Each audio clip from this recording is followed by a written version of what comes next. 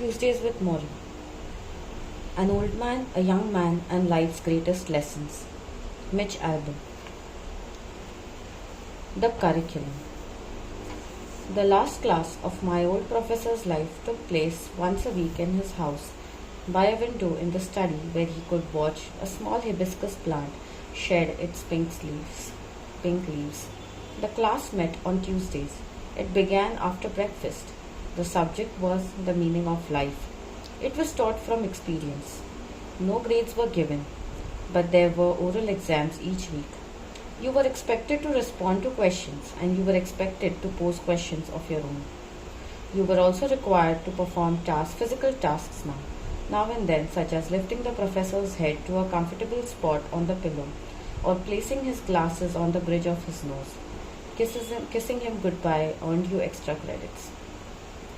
So he had to do all these things because his professor, Morrie Schwartz, he had ALS. ALS is amyotrophic lateral sclerosis. It's a motor neuron disease which causes paralysis, like a descending paralysis, like some sort of a paralysis. It could be ascending, it could be descending. We need to clarify that. I need to brush on that, but yeah, he had amyotrophic lateral sclerosis. No books were required, yet many topics were covered, including love, work, community, family, aging, forgiveness, and finally death. The last lecture was brief, only a few words. A funeral was held in lieu of graduation. Although no final exam was given, you were expected to produce one long paper on what was learned. That paper is presented here. The last class of my old professor's life had only one student.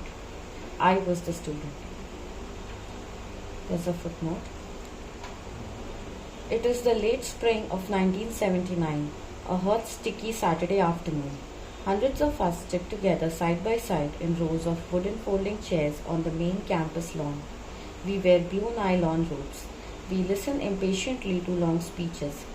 When the ceremony is over, we throw our caps in the air and we are officially graduated from college.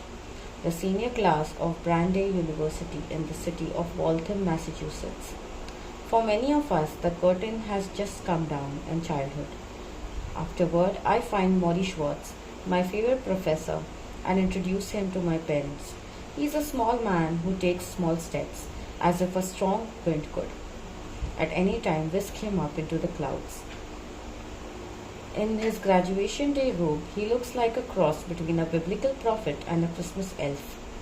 He has sparkling blue-green eyes, thinning silver hair that spills onto his forehead, big ears, a triangular nose, and tufts of graying eyebrows. Although his teeth are crooked and his lower ones are slanted back, as if someone had once punched him in, when he smiles, it's as if you just told him the first joke on earth. He tells my parents how I took every class he taught. He tells them, "You have a special boy here." Embarrassed, I look at my feet. Before we leave, I hand my professor a present, a tan briefcase with his initials on the front. I bought this the day before at the shopping mall. I didn't want to forget him. Maybe I didn't want him to forget me. "Mitch, you are one of the good ones," he says, admiring the briefcase. Then he hugs me. I feel his thin arms around my back. I am taller than he is, and when he holds me, I feel awkward, older, as if I were the parent and he were the child. He asks if I will stay in touch. Without hesitation, I say, "Of course." And when he steps back, I can see that he's crying.